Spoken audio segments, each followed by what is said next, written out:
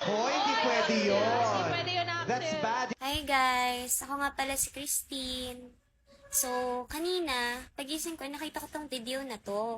Tapos, nabasa ko sa comments na yung iba, galit.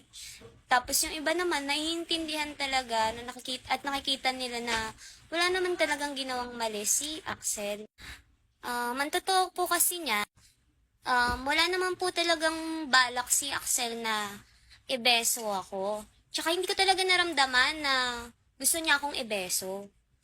Kasi po ang nangyari, 'di ba, inapiran ko siya.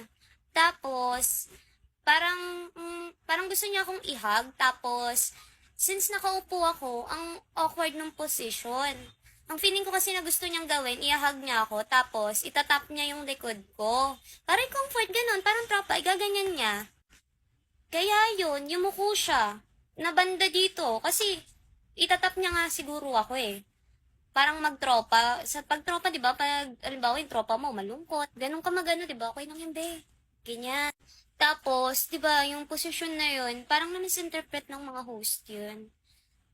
To clarify lang po, wala po talagang nangyaring halik. Wala pong nakaw na halik na nangyari. Parang comforting lang po talaga since emotional ako nung segment. Yun po. Pero in fairness po kay Meme Vice, ramdam mo talaga yung concern niya sa mga ganong bagay.